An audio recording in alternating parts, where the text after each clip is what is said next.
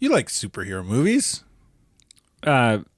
Increasingly less and less, but Have you've seen Unbreakable?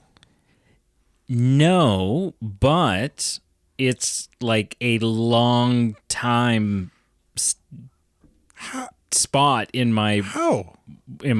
How? you don't even care what I'm going to say, How have you not seen it? but it's on my wish list. Yeah, but you haven't seen it. No, but I haven't. Why? What's up? Well, we're gonna watch it. Okay.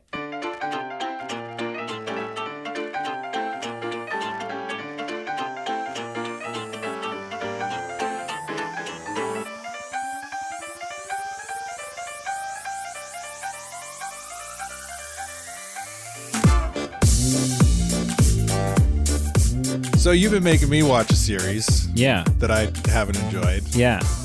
So we're gonna start a series of my own, Okay. a trilogy. Okay. For those who didn't listen to the intro, we're gonna watch some Unbreakable. Unbreakable. Some M. Night Shyamalan superhero nonsense. Mm-hmm. Yeah. We also need to. This is like episode 402 or something like that, and we haven't talked about. There's a new theme song. The music's we didn't talk about it in our episode 400. It's a new theme song. Yeah. Season 5. Doesn't go as hard as I would have liked it, but Oh well. Pete's a sissy. He likes that old time rag band crap. I have zero comment. It's pretty. It's like It's fun. It's fun. Like electronica kind of. I listened to the intro of episode 400 and that was it. Yeah. I was just like, what's the new music sound like? All right, cool. Yeah. Yeah. Yeah. Yeah. So Unbreakable. Yeah. Hello and welcome to the Movie Men podcast. We are Zappy Team. My name's David. I'm George. No, wouldn't you be like Elijah? I guess I'm Elijah. Yeah. Sure. Yeah. Yeah. They call me Mr. Glass. Yeah. Should have known. They call me Mr. Glass. This is your thing. How do you want to? Well, we do initial impressions. Okay. All right. Yeah. So my movie, my start. Yep. So I've seen this movie at least a half dozen times. I own Unbreakable. Yeah. DVD and all. You didn't enjoy the High def. Yeah, it wasn't very high def. It's a pretty old DVD. Yeah. Uh-huh. Came with special features DVD though. Yeah, which I'm assuming are also out of focus. Not out of focus, just outdated. Low res. Blurry. Sure. Yeah. Yeah, that grinds your gears, doesn't it?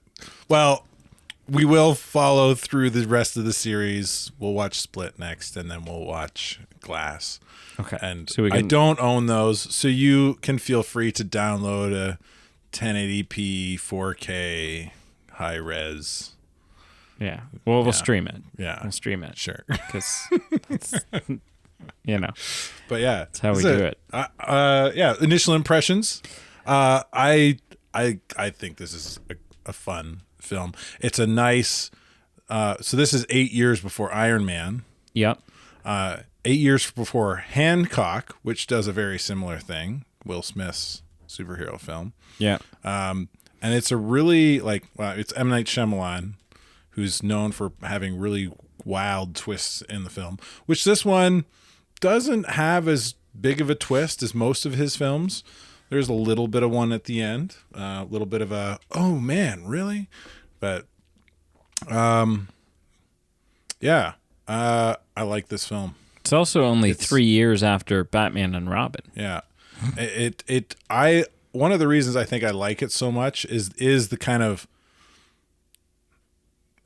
M. Night Shyamalan does the twist at the end of the movie, but it's also a fun twist on kind of the superhero and superhero tropes and superhero movies. Right. Which, like, as you just said, Batman and Robin, the Batman films would have been the big superhero films of the time, the old, the 90s ones.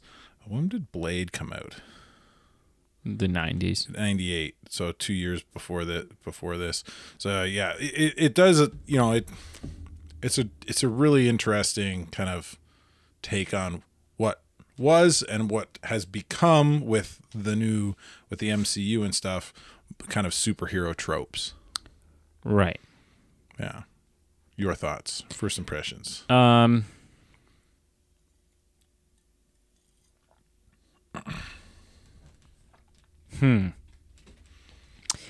There is something fun to me about a non big brand superhero film. Right. So something that's not Marvel, not DC. Interesting. I might have something to follow up this series then. There's something like I recognize the issues that exist in Hancock. I still think it's fun. Yeah. Because it's not beholden to any rules. Right? It tears them down. Yeah. Now, is this in any way based on, like, is there a graphic novel? Is there a... I don't think so. No. Most Okay. of M. Night Shyamalan's stuff is pretty original. Right. Okay, so my initial impression There are a few exceptions. is... Yeah. I think it's fun.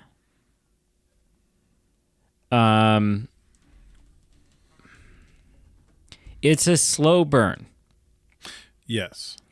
Because the movie's an hour and 46 minutes, and it's not really until like the hour and 20 mark where we sort of have confirmation, like where he sort of steps into the, okay, now I'm a crime fighter role. Yeah. It's just a lot of character development. It's a lot of relationship stuff. It's a lot. It's more of a drama than what we know as a superhero flick. Having said all of that, I still enjoy it.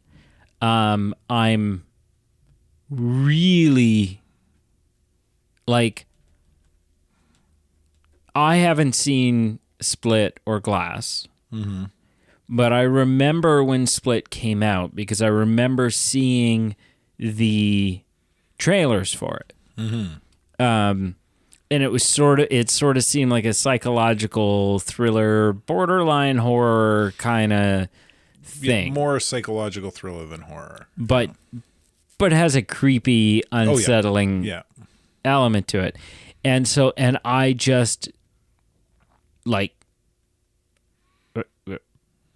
Bruce Willis wasn't in any of those trailers. Now I know he makes at least a cameo in Split. Mm-hmm. Glass. But it's is he? Are you saying Split or Glass? Split. Glass is the third one. I know. Okay. The second one. Right.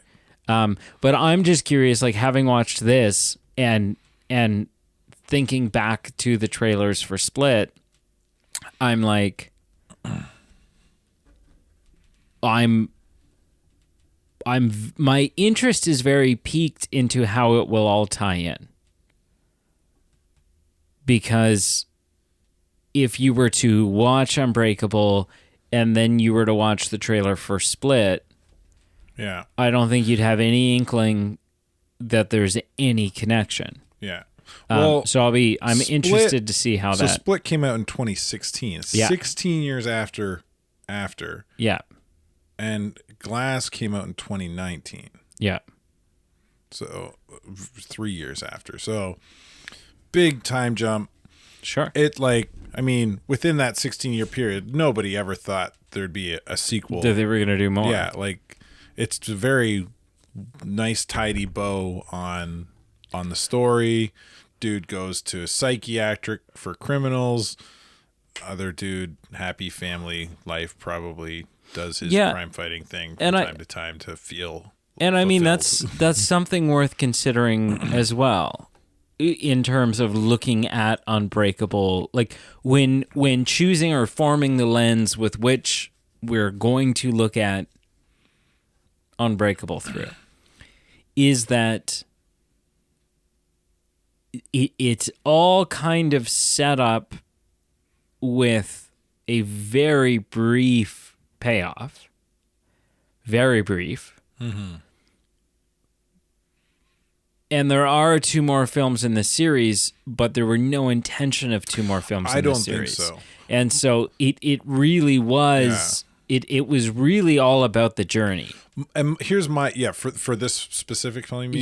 Yeah. Well, that's what we're for the other episode. 2. My take would be like M. Night Shyamalan.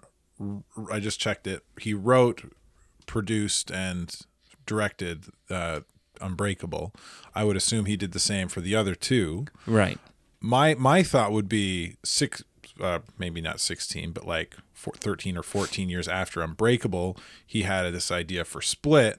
Yeah. And then somewhere along the creative lines of writing Split, he felt that it would fall really neatly into like, right. Like Unbreakable would mix well with this. Like somehow. It wasn't conceived initially as a sequel. Yeah. To Unbreakable. That would be my thought. Yeah. Because he doesn't do sequel. Like this is his only, to my knowledge, this is, in terms of things he's written, this is M. Night Shyamalan's only kind of series that has series. Yeah. It does. I don't think he does any other kind of sequels. No. So to do a second and then a third. Yeah. Well, I think when he like, if I were to put myself in his shoes, yeah, he's writing Split. He goes, man, this is kind of like, feels like Unbreakable a little bit. Right. I gotta tie this in somehow. And then he finds a way to tie it in, and he's like, ooh, I can grow this a little bit more. Right. There's other places. There's another to take story this. to tell here. Yeah. Yeah. Anyways, Unbreakable. Yeah. I really like. Do you want to know what I like or what I dislike? Let's start with likes. Yeah. Okay. I really like. The film has layers. Mm-hmm. They give us, out of all of the superheroes we've seen, I would say that David ranks higher on the list of detailed backstory that we see on screen. With the car accident injury, the reveal that he didn't actually injure himself, that was something that he did for his girlfriend. Right. And then there's the layer that even though they don't really address it in the film, I'm sitting there going, he has resentment.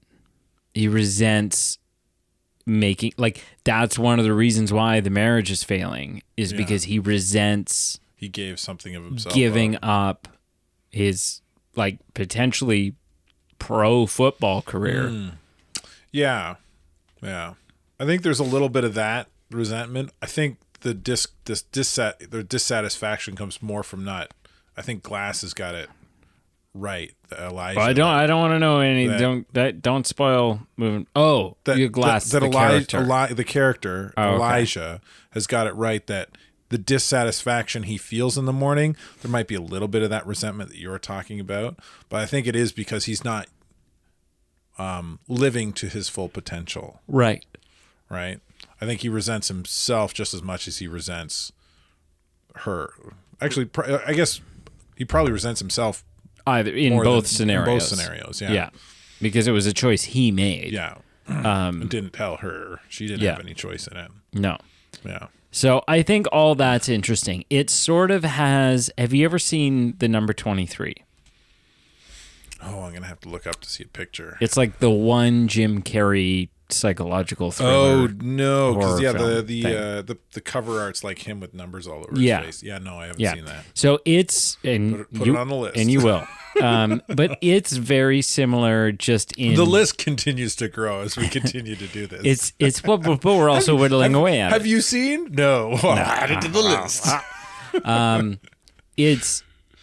It has a similar vibe in the sense that there is sort of this slow trickle of information that is being given to the viewer of of the backstory. And so that's sort of him going like, I've never been sick. Yeah. I've never been injured. That's like that slow burn you were talking about earlier. Yeah. Are you saying you liked that slow burn? Because we're talking about likes? I like the backstory. And I guess, so then by extension, by proxy, I like the slow burn because it meant that we got to spend more time dealing with his relationship with his wife and his kid, B, the backstory specifically about him. So it's,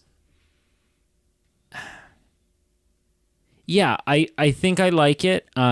It goes against the grain in terms of these types of films. Because it's an origin story. Yeah, like you compare this to Iron Man 1. Yeah, or even Hancock, right? Like in Hancock, he's a has-been. Yeah, he's a washed-up superhero. Yeah, people know him and know that he has powers. Yeah, but he's also a drunk. Nobody can stop him. And and that was and I'm curious to see because we get what we don't really get in this film is an explanation of how, why. Right. Why is he like this? Yeah. And that was something that Hancock did really well. Now they get a little weird with it, and it's like, you kind of there's some kind of ancient there's gods. Sort of like gods or angels or something, but they're also poisonous to each other. But that one has an amazing reveal because Charlize Theron, Jason Bateman's wife, in that is like also, and you don't know when you're. Spoiler alert. Hancock's been out forever. I don't care. But yeah, so I think ultimately, and it took talking through it to arrive at this, but I think I like the slow burn because it meant that we had the breathing room for a real, almost character study, as opposed to just, discovering he's a superhero in the first half hour and then getting in some big fist fight with a supervillain at the end. You discover he's got abilities right off the bat. He survives a train crash where everyone else dies and he doesn't have a single scratch on him. You discover something's up with him. Yeah. Now there's at the beginning, there's room for that to potentially have been some sort of weird fluke. Yeah. But I don't disagree. It's definitely kind of a character study of David learning about his abilities. Yeah. On top of that, it seems to be focused kind of through the lens of both his son, but also Elijah, Mr. Glass. Yeah. That's the kind of lens that you watch it as the viewer. And you even get that backstory. Like, you get some pretty rich backstory for Mr. Glass as well. Yeah. Like how he learns about why he loves comics. Why he loves comics, because his mother used them as an incentive for him to face the world. Yeah. So I like that. I like I have no issue with any of the acting. I don't think anyone did a poor job. Even the kid, I thought, did a good job. A little disappointed I didn't get a mother effer from Sam Jackson. Yeah. Just felt a little like I was just waiting for him to drop that F-bomb. Yeah. Even falling down those stairs, could have let one loose. Mother effer. But yeah, so I liked that. I like that.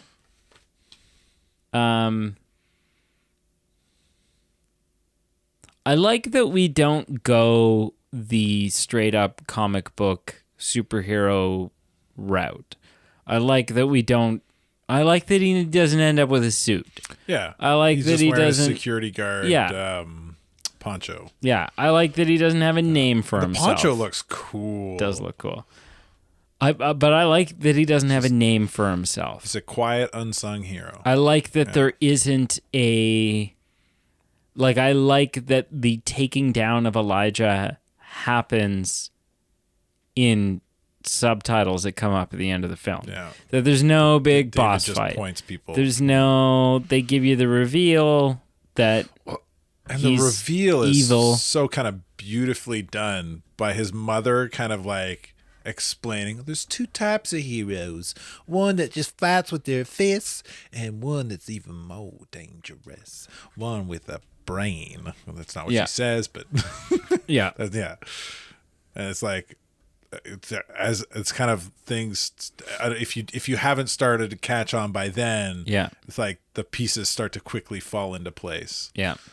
So I think those are my big, I mean, those are, it sounds like a short list of likes, but they're also sort of wide sweeping likes. Yeah. Right? I liked the backstory. So I like the pacing in the plot.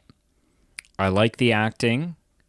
And I like the decision to deviate from, this is the era of X-Men when this film's coming out. It's right around the same time as X-Men. And there's a big departure from that or the Batman films that had already come out, the 4 that we had, or, anything like that. So I like those things. X-Men came out in 2000, same year. Yeah. I would mirror a lot of that. I think you kind of mentioned it as a little bit of an issue, but you didn't really, I don't know if it's where you're doing likes, so I don't know if it's a dislike, but you're talking about how not diving deeper into kind of how they got their powers. Whether I strayed away from talking about that because I realized that there will be a time to talk about the fact that irks me. Anyway, that doesn't bother me. I like that it leaves kind of room for interpretation for the watcher. My imagination's better than anything you're going to tell me. And I think that's cocky. You're always set up for disappointment going into the theater. So do you want me to just what'll happen instead of us going, because we're supposed to go in like 3 weeks. We're 3 weeks away from going and watching Deadpool and Wolverine in the theater. So instead, I'll tell you what we'll do. I'll go watch it. and then I'll come back. And then my imagination will be better than anything. And I'll just be like, well, what do you think happened? Oh, they got all the rumors. They were true. Yeah. Taylor Swift showed up as Dazzler. Yeah. It was awesome. She had a classic long V-neck cut outfit, just like in the comics.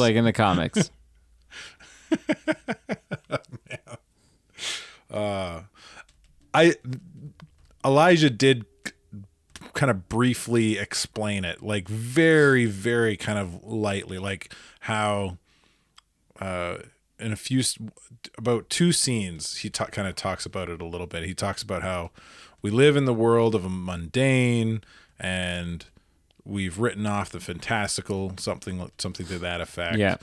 And he's got the Egyptian hieroglyphs behind him, and it kind of has, to me, I always kind of interpret the way Mr. Glass kind of reveals his thought pattern to David, that and David's wife, I think, is the other scene, that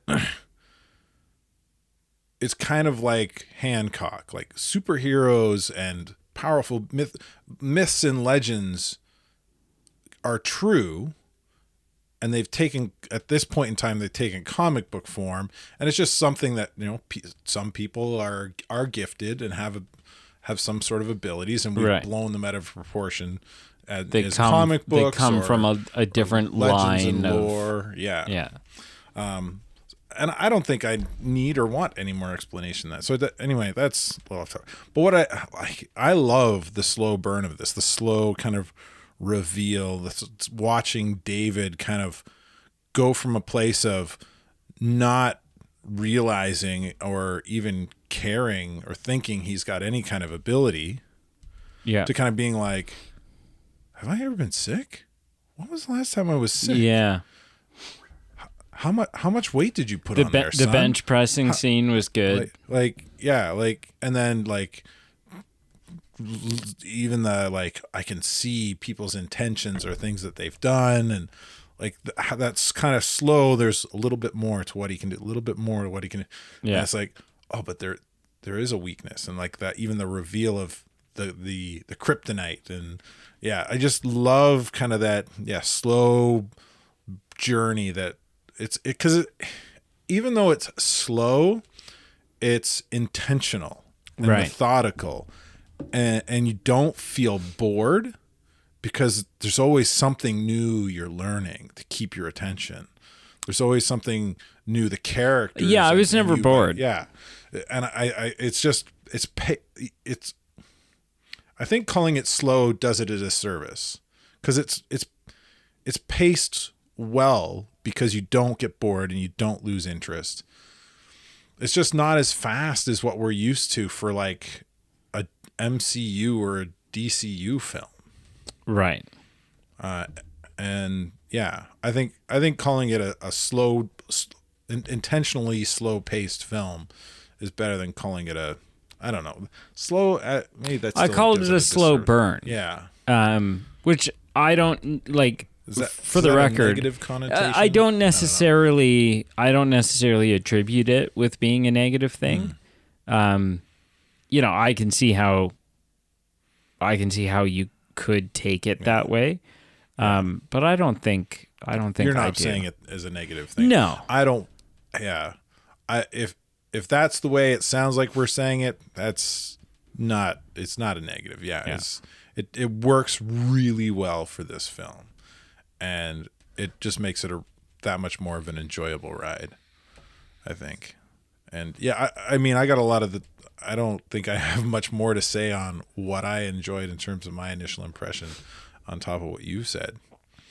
So, what didn't you like about this film? Not a lot. I mean, I think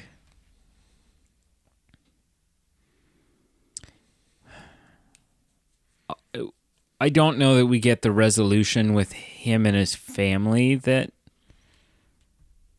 I was sort of yearning for. That last scene in the kitchen with them all didn't sell it for you? Yeah. Yeah, I mean, ultimately they're headed in a happy, we're going to make this work direction. Mm-hmm. I don't know. Yeah, I don't know why that scene didn't hit for me. So there's that. I would have liked something, not like hit me over the head with it, but something a little bit more clear, like about what's going on, like why he is the way he is. And even if it is that like ancient, like he's descendant from some sort of line of gods or, whatever it is. Demigod. Then that's fine. And it doesn't need to be, I don't need to see ancient scrolls. I don't need to know, but like suddenly my mind goes to like, well, so was his daddy a badass too and just never discovered that? Right. Or just a little bit more world building, right? Because I think the film does a really good job of world building. M. Night did a really good job of world building. And so I would have loved to see his take in the style of world building that he was already doing on that, right? Like, maybe a line of like, you come from a long line of ancestors who probably never realized or never figured it out. Well, it definitely doesn't seem like whatever it's hereditary, because they do point out that his son doesn't have any because he gets his ass kicked by bullies. Yeah. Or maybe it's something that lies dormant or like whatever it is, right? Like those are things that, that I was just curious about. Was there anything else I didn't like?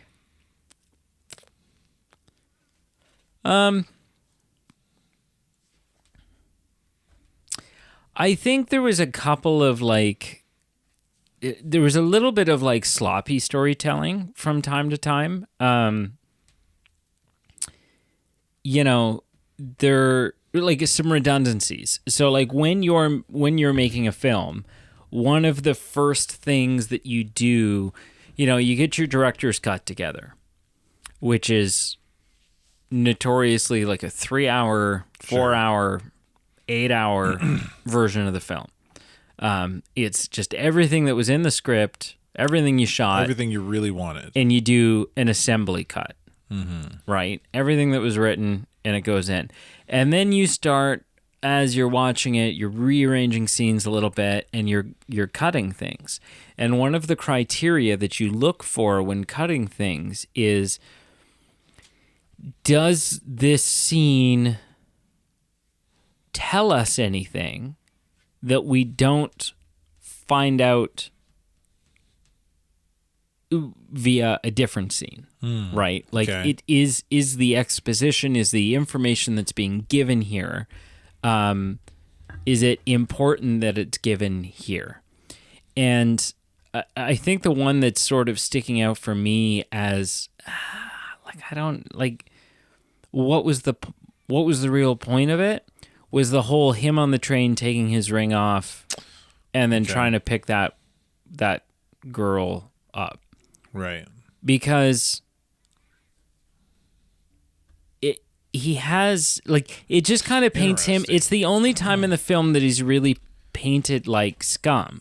Yeah. Right? Like, he's, yes. This is very, because that's my big beef with the film, too, is that opening scene. So, yes, he has a failing marriage. For different reasons. Right? But, yeah. We have a failing marriage, but we would have learned that and like just as effectively, more so effectively, when his family comes, his wife and son come to greet him at the hospital, and it's sort of a cold embrace or a lack of embrace between him and his wife. Yeah, they could have played that up maybe even a little bit more if they didn't have the ring thing. Well, and I don't even think they would need to, right? It was the whole hands, and then they let go of the hands, and then we discover they're sleeping in separate bedrooms, and they're, what. So it was just like one scene right at the beginning that is only there to, and then it's weird because it's like, she asks him, she comes to his bedroom and says that she's made a decision about how she wants to proceed, and something she asks him because she needs to know for her own sanity, and she says, it won't change my answer. It's not going to affect my decision. Which is bullshit. But, well, no, not necessarily. Oh, it totally affects, because as soon as he says the answer, there's a deep emotional reaction. Sure. Which was relieved. But, so it didn't affect her decision, but it affected her. Oh, sure. Yeah, but she says it wouldn't affect her. I think she was willing to I think she was willing to try regardless. One way or the other. But she asked, have you been with anyone else since we've started having these troubles?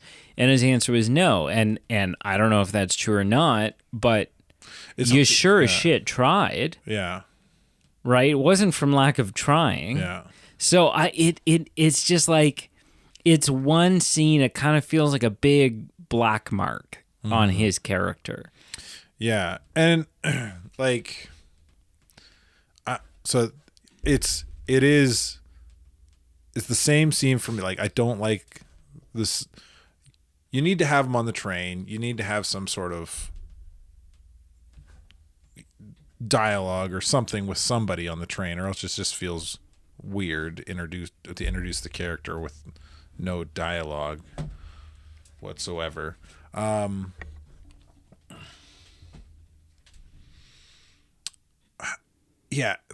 big thing is that it kind of black marks the character. This character who throughout the rest of the film seems to be this right, upstanding, makes good choices character. Yeah. And they're still married. They're still living in the same house. They're still seem to be technically, like, they're both wearing their wedding rings. They seem technically together. Well, I wonder if there's a lot of things going on for the kids' benefit. Yeah. like he's on the train because he was at an interview in a different city for a job, and he was looking to leave, which would probably solidify the separation. Yeah. But like, yeah, it's hard to kind of, when you look at the whole film and you kind of consider that first scene, it's like, what a dick. Like, yeah, a little bit of a dick move thing, especially when you first are in. It's your first introduction to the character. He obviously has a wedding ring, and he stuffs it in his shirt to hit on a chick. Yeah, and pick her up. And I mean, you know, like your first instinct is this guy's a dick. If that was the continuation of how, yeah, well, and because when you first see it, when I first saw the scene, we haven't gotten a glimpse into what his marital situation is like at that point. No, you don't know anything. Exactly. And so, you know what, if it, you know, as soon as we discover marriage is falling apart, he's moving away, he's taking a job the other side of the country or wherever, right? Yeah. New York versus Philly, so not the other side of the country, but, you know, several hours away. Then all of a sudden I'm like, yeah, I mean, if you're not even more of a gray area. Well, if I'm like, if you're not even like, in what sense are you married legally? And that's the extent of, you know, and at that point you're looking to fresh start, move on with your life. Yeah. You know what? Then I don't care. I don't care that he's, you know, he's wearing the wedding ring because his son wants him to. He makes them hold hands, stuff like that. So you're wearing the wedding ring for your kid, but you're really, like, emotionally, you're not married anymore. I have no problem with that. I have no problem with you trying to pick up chicks. But that's not kind of the way entirely that they take it. And it's the only time in the film where he's trying to pick up some strange.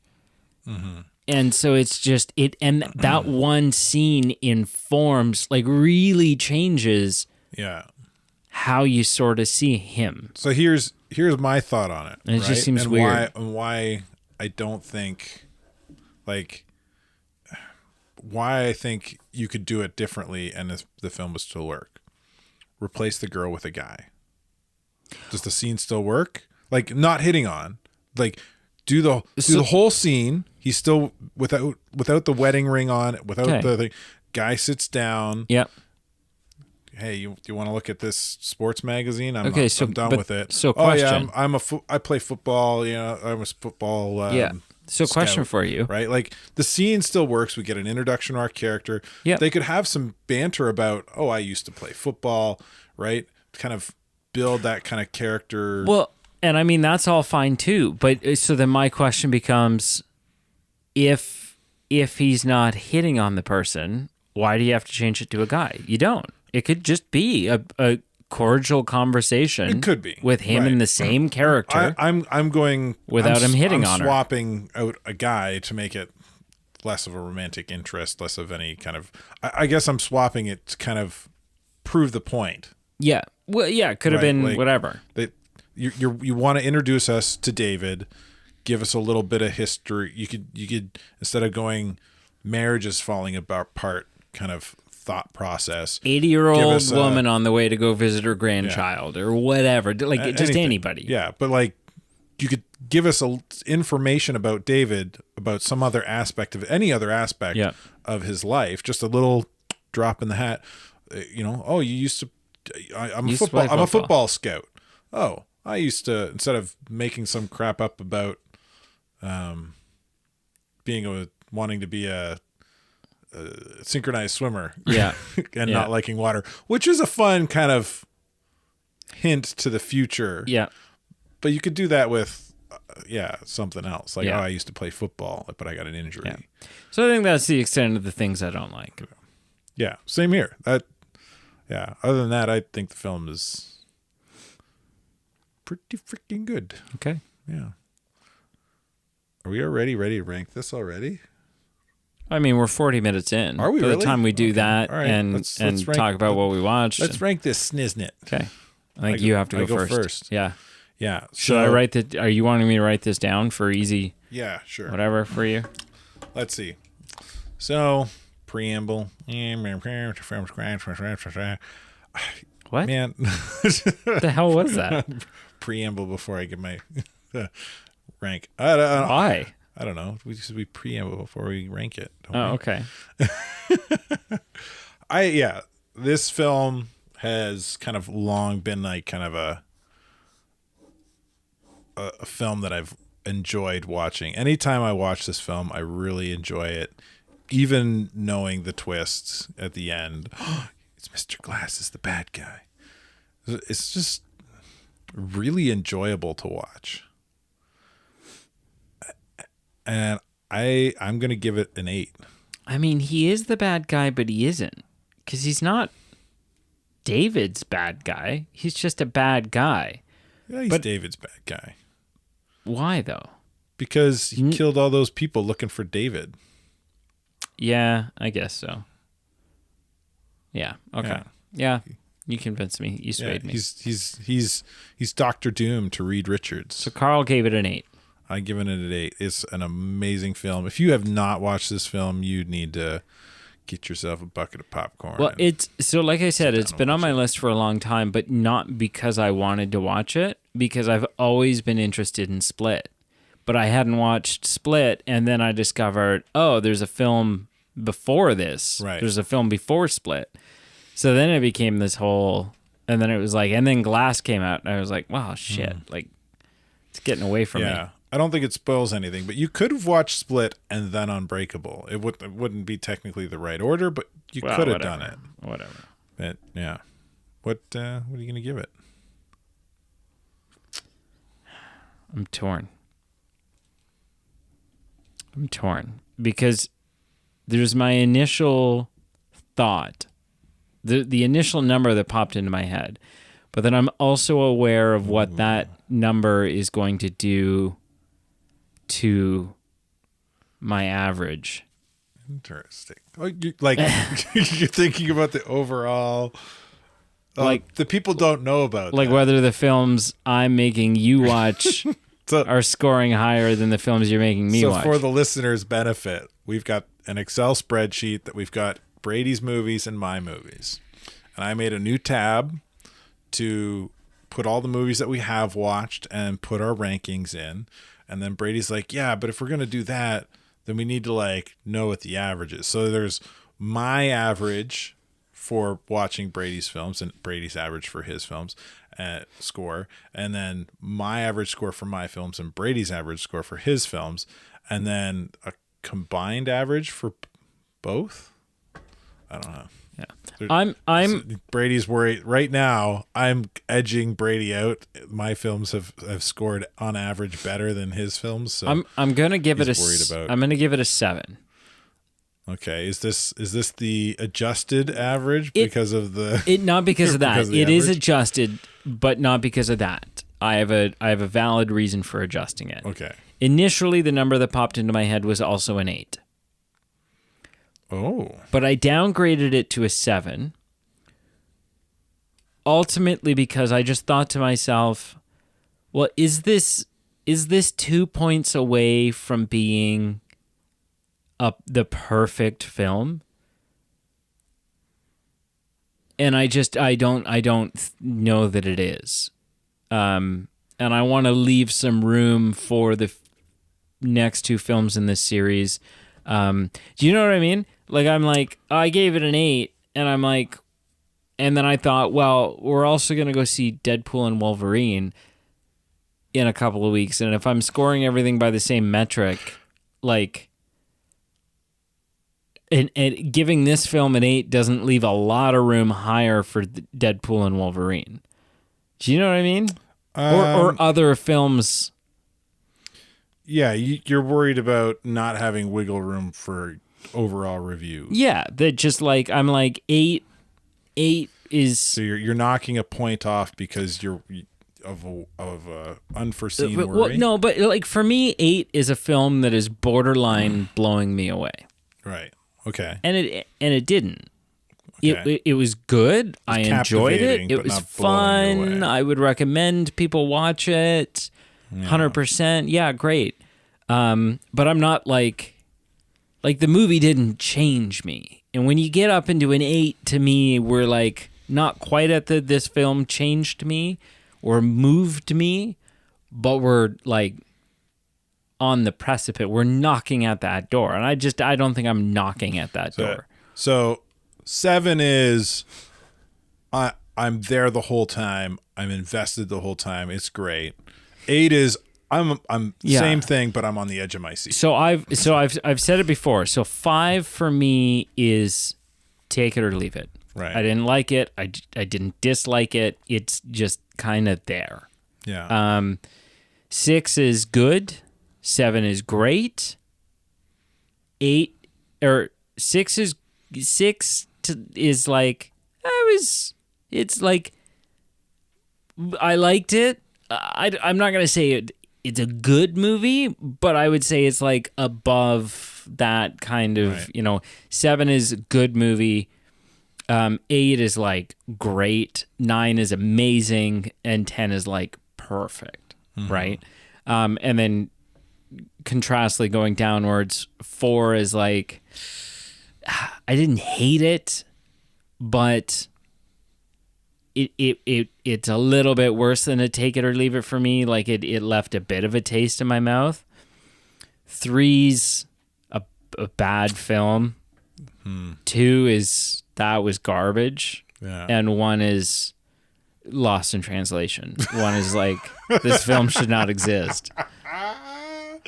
There you go, Pete. There you go, Pete. Yeah. So Take that one in. I'm giving it a 7. Yeah. I'm going to give it Cool. a 7. What'd you watch this week, sir? Man, I mean, we had 2 weeks. Yeah, we took a week off. We had 2 weeks. That'll happen again because I'm gone next week too. Yeah. Work. The whole week? Yeah. I'm doing a summer camp. Wow. But I have some films. How far away is some summer TV camp? shows. Like, how long of a drive? Muskokas. It's 3 hours. Maybe I'll drive. You gonna come up my way? Yeah. Okay. We'll show all the camp kids. Annabelle comes home. Yeah. They're teenagers, so most of them might enjoy that. Yeah. All right. So I've continued my viewing of One Piece. Yeah. I'm coming to the end of one of the story arcs. Don't ask me what it is. I can't remember. 12,000 episodes now. Yeah. You've seen? Yeah. Something like that. Something crazy. My wife and I watched and finished the third season of Bridgerton. Uh-huh. Yeah. The sex show. Yeah, pretty much. Yep. Yeah. It's like Pride and Prejudice, but with a lot more boobs. Yeah.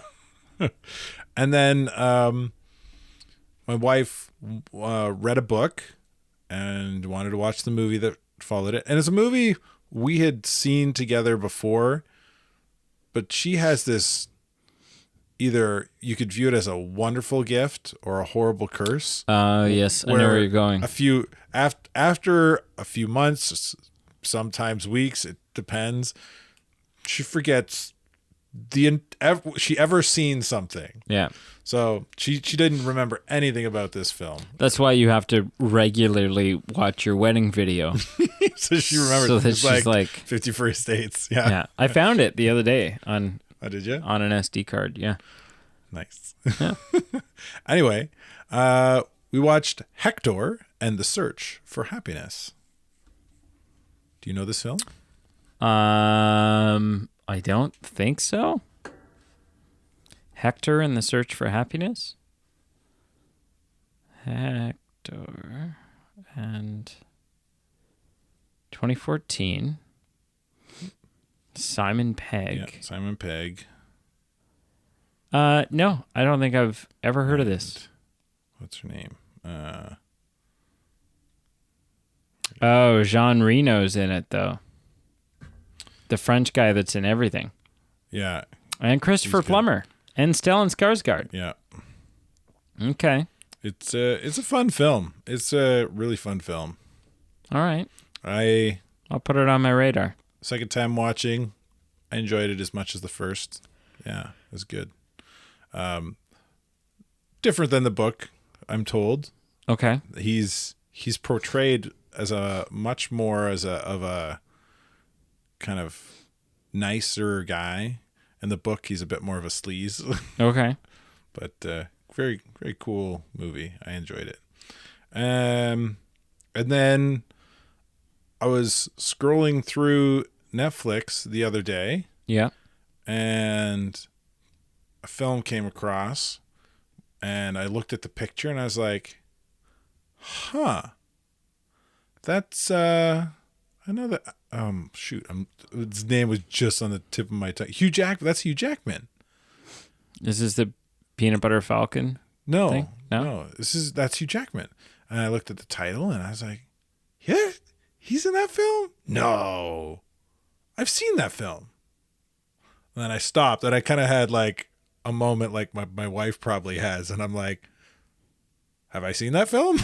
Oh, I don't remember Hugh him in it. Jackman's not in Peanut Butter Falcon. Sorry. No. Which is also a good film. Have you seen that film? No. I'll add it to the list. It was Chappie. Oh, is he in Chappie? Yeah.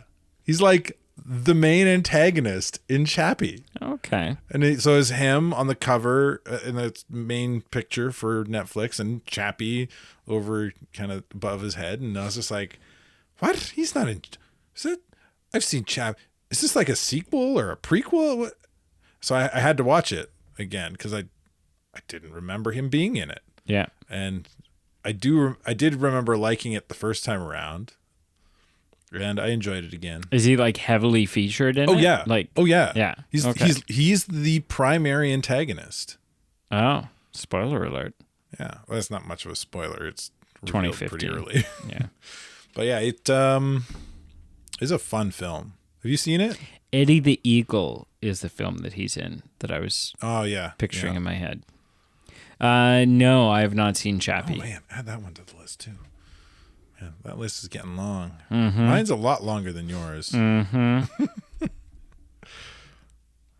Well, that was all I watched. Cool. What did you watch? So Brianne and I are continuing watching House. Okay. We're nearing the end of the first season. So we were like, the other day, I was it 2 or 3 days ago. We just both had the day off and we watched like 7 or 8 episodes of House. Just, wow, want to watch another one? Yeah. And so we've been barreling through that. And then I watched a 4-part documentary series, rewatched a 4-part documentary series called Pepsi, Where's My Jet? I've heard of I think I've seen some of this. And This is it's- the one where like the guys get together to win this contest or something. Yeah, it was Pepsi back in the 90s. We're doing Pepsi points. Yeah. And you could win cool leather jackets, some sneakers, some Ball whatever. caps. And as a joke, at the end of their commercial for it, they put like 7 million Pepsi points will get you A fighter jet. the Harrier jet.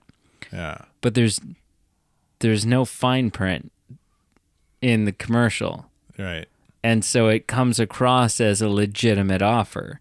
And this kid figures out a way to do it. Well, he figures out that like, isn't it? He figures out that the amount of money it would cost to buy bottles of Pepsi is a fraction of the cost that the jet actually costs. But then there's also this thing where you could start buying Pepsi points for like 10 cents a point or something. I from can't other remember. people? No, from Pepsi. You could like send them. Yeah. That part seemed complicated coupons to or me, something? kind of. Yeah. Yeah. So anyway, so I watched that. I've started rewatching. They gave him the jet, right? Didn't they? You're gonna have to watch. They went to court or something. You're gonna have to watch. I'll just Google it. I started rewatching a series that I had only ever seen the first season of. First season and maybe a couple episodes past. But there's several seasons of it, and then sort of a revival series as well. And that's Dexter. So I started rewatching, getting into Dexter. Man, I got to a point with Dexter and I was just like, it's because it's one of those films you love to hate the hero. Yeah. Or he's not a hero. He's kind of a hero. The main character. You love to hate the main titular character. It's like Breaking Bad, right? Yeah. You love to hate the main character. But he was just like so psychotic. I felt bad liking him. Well, don't spoil it for me, because right now he's fairly, like, right now I feel bad for him. I think I got through the second season and started the third, and I was just like, I can't do this. I don't want to like this guy. I hate liking this guy. Right. And I felt bad about it, so I had to stop watching. Yeah. But it does a good job of making you like him. And then I watched like the first 2 or 3 episodes of a Netflix series that I had never seen, but I knew all about because it was world famous. Okay. During COVID, during the beginning of COVID. Oh, during I think I know what this is. Big lockdown. And so I finally decided it's time to watch Tiger King. Yeah. And so I'm only about Oh man. I'm only about 3 or 4 all episodes on that in. bandwagon when it was hot. But Oh, what a wild show. so I don't know. Like, I know that Joe Exotic is in jail. I knew that going into it. So obviously stuff doesn't go his way. But I haven't finished the first season yet. The only thing I will say is I'm 95% sure that Carol Baskin fed her husband to the tigers. Right. Like, what a wild show. What's weird about it is she shows up in the first episode and she kind of seems like this. The way she's painted in the first episode is like this down-to-earth animal activist who is trying to put a stop to the craziness that is Joe Exotic and all this stuff. And then you get into the second episode and you're like, oh no, she's batshit crazy as well. Bitch be crazy. And so it's like, okay. Huh. Yeah. Yeah. She's pretty much like Joe Exotic in female form. And then you find out that Joe Exotic's one husband, not the like 20-year-old college student, but the other husband, the first husband in that trio of husbandry, is not even gay. He's not even gay. He was just like so strung out on, he was so dependent on meth, and Joe was supplying him with meth. And so he was just like, had scrambled his own eggs and was like, yeah. Anyways, so that's what I watched. Could you imagine waking up from that high and being like, I'm doing what? Yeah. So with who? So just to recap, I watched a Pepsi documentary. Right. Dexter. Yeah. Tiger King. Yeah. House. And a show about a doctor who's addicted to Vicodin. Like, it was just a you know when you're like watching YouTube videos and you just keep clicking things and then you end up like in a place you don't know how you got there. That's what my Netflix looks like right now. Your Netflix algorithm's all messed up now. It's an upsetting. Yeah, and all of those things are on Netflix that I was watching. Yeah. Oh man, that's funny. Yeah. Anyways, thank you so much for listening. Make sure you check out our Facebook, Instagram, and Twitter, all listed down below. We have a Patreon page where you can love to hate us. Yeah, where I'm game if we can get our shit together. We're gonna live stream us playing a Top Gun board game. Is that actually gonna happen? Yeah, let's do it. I gotta get a copy. Yeah. It was another person. But it was fun. It was a fun game. Okay. Yeah. We could live stream some board games. We'll have to do some retrofitting in the studio here. Need 2 cameras. You got. I need a top down. Yeah. Top Use the down. GoPro. Yeah. We could make it work. Make it happen, Captain. And merch. Oh, we got merch. Yep. T-shirts. Mostly T-shirts. Hats. But we've also got like insulated water bottles and coffee travel mugs, stickers, magnets. There's been a lot of new merch recently. You've been working hard. Friends make friends watch scary movies. Yeah. Yeah. Which we will be doing. Apparently not next week. Bastard. I need a break. But we'll be watching. It will have been a month. You know that? Yeah. You need a break. Sly son of a. I was gonna say son of a bitch, but I saw your mom the other day. I like your mom, so My mom's I great. don't want to. I love my mom. Yeah, we were shit talking your dad together. It was fun. It's pretty good. Yeah. That's fun.